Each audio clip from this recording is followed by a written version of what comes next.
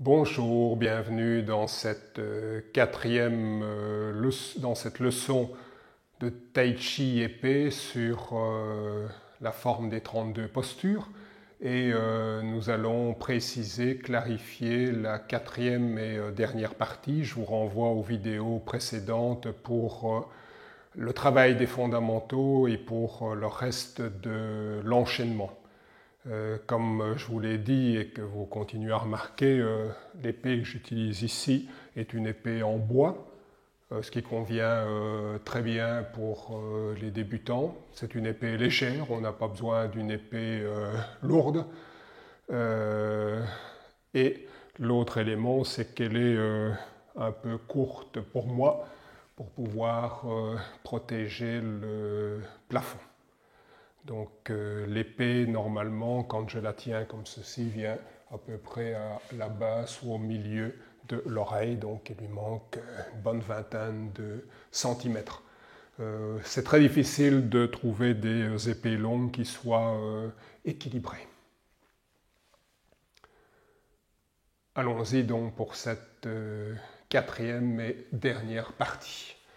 Nous étions arrivés en pas vide dans la diagonale, dans un mouvement pointé.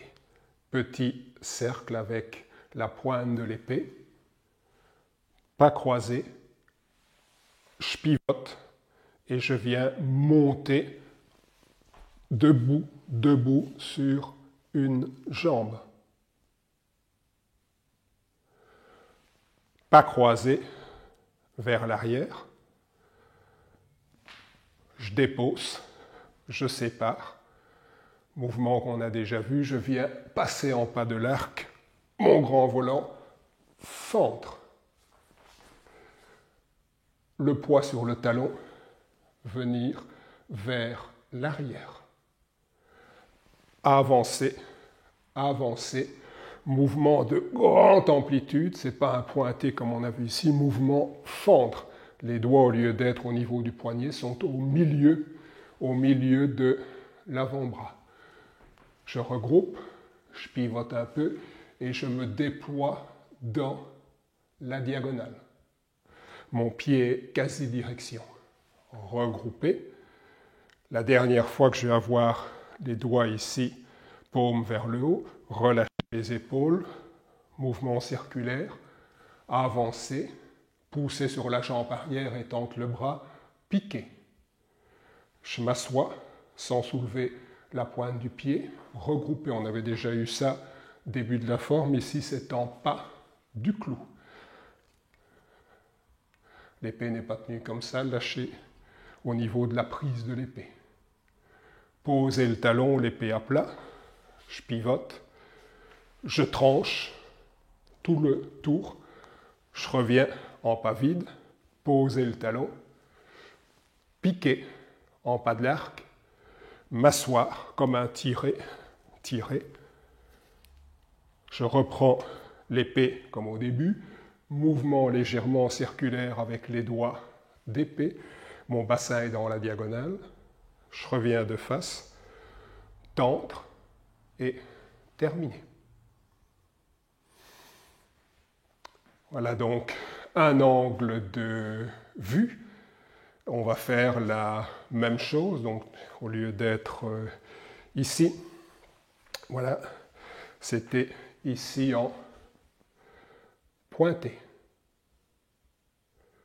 L'épée est plate, pivoté, je me retourne et je viens debout sur une jambe. Déposer, croiser les poignets, poser le talon, grand mouvement de volant, fendre. Vers l'arrière, attaquer le genou, retourner la paume, avancer, fendre. Mouvement de fendre comme une bûche. Regrouper, pivoter légèrement et m'étendre. Mouvement de séparation.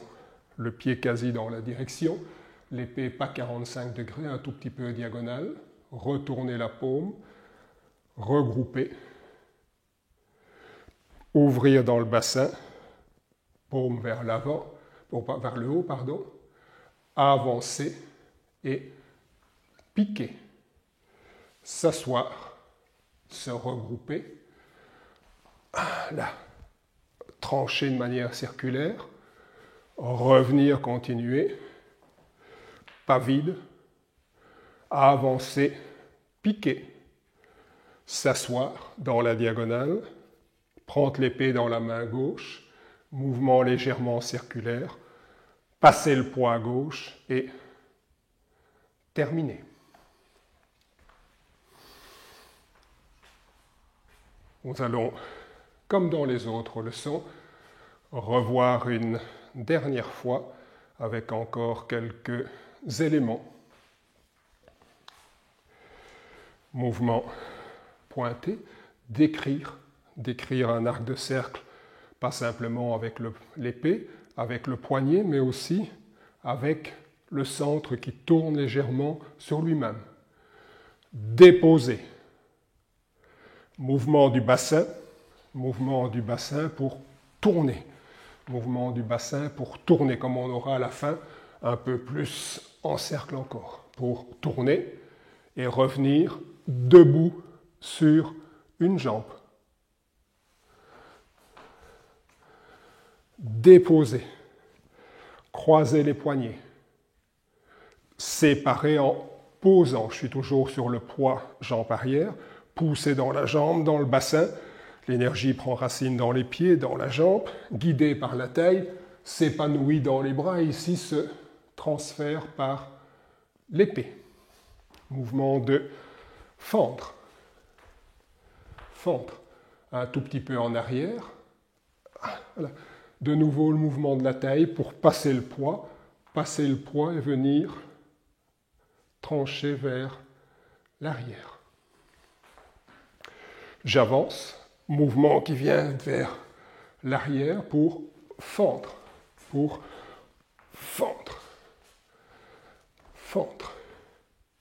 regrouper, s'ajuster, poser le pied, mouvement qu'on a vu en forme à main nue, vol oblique, mouvement de séparation. Bascule, regrouper en haut.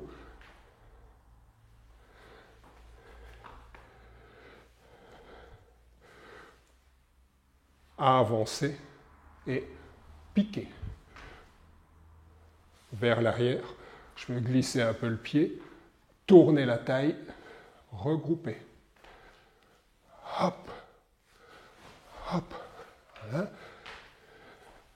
L'épée est à plat, je pivote, je tranche, je ferme ici, je continue à trancher, je reviens vers l'arrière, pas vide, déposer le talon, les mains aux hanches et piquer, s'asseoir, coller l'épée, saisir avec la main gauche, délivrer la main droite de la prise, revenir, deux pieds parallèles et terminer. Voilà, je pense que vous avez de quoi revoir, travailler, comme dans les autres formes. C'est une progression continue. Et puis après des mois de pratique, des années, tout d'un coup, les choses se mettent en place. Et là, il y a vraiment la sensation que l'épée fait partie de nous, qu'elle prolonge notre corps. C'est une forme très, très essentielle parce qu'elle nous amène à sentir le pouvoir des prolongements de notre corps. Aujourd'hui, nous avons des machines d'une puissance et d'une complexité extraordinaires qui sont les prolongements de notre corps, mais plus loin, pas simplement les prolongements de notre corps, les prolongements de notre pensée et de notre imagination.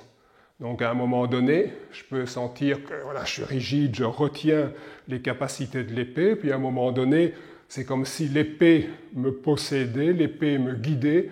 À certains moments, presque elle m'échappe, je n'en suis plus maître. Et donc c'est après retrouver cette symbiose, cette harmonie, cette maîtrise. Maîtrise où je donne de la liberté à l'épée, mais je reste le maître de mon corps, de ma pensée et de l'objet qui me prolonge. Je vous souhaite une excellente pratique et à très bientôt.